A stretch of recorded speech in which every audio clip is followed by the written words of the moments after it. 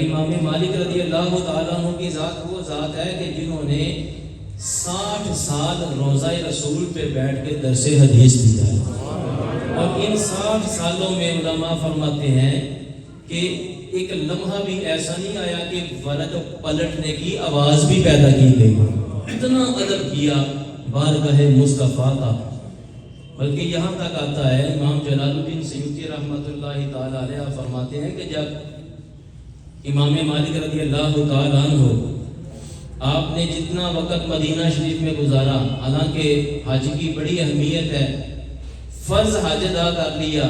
ایک دفعہ، اس کے بعد ساری زندگی آپ مدینے سے باہر نہیں نکلے، اس ڈر سے کہ کہیں مدینے سے باہر موت نہ آ جائے۔ 60 سال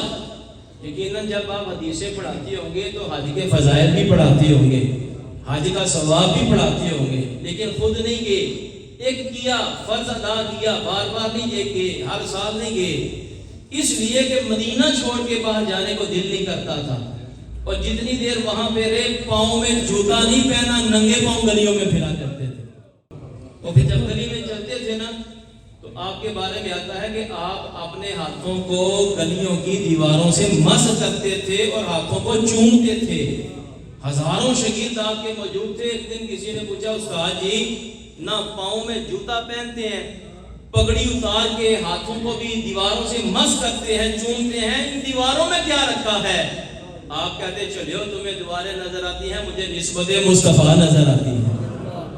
جب آپ کا وقت آخر آیا، امام جلال الدین سیوطی رحمۃ اللہ تعالی علیہ فرماتے ہیں وقت آخر آیا، سینکڑوں شاگرد آپ کی چارپائی کے ارد گرد موجود تھے، اچانک آپ کے چہرے پہ نہ تبسم آیا، مسکرانا شروع کیا۔ ایک شاگرد کہنے لگا، استاد جی وقت تو بظاہر جانے کا لگتا ہے، آپ مسکرا رہے ہیں۔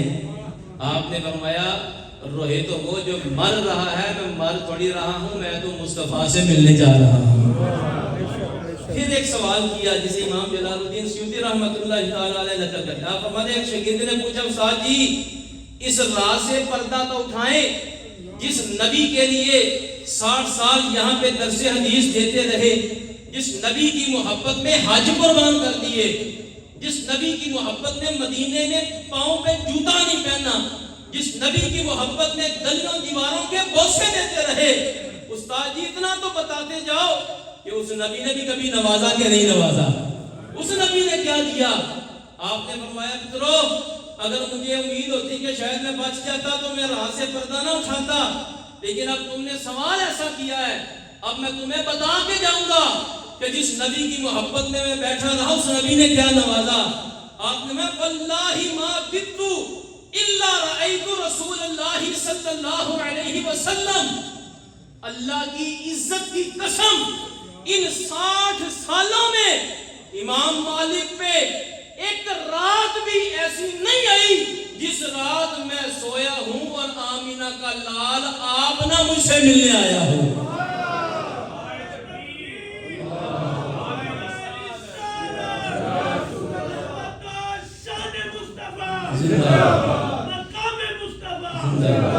اب ذرا سمجھے وہ امام مالک کس محبت سے آپ نے موتا امام مالک لکھی ہوگی۔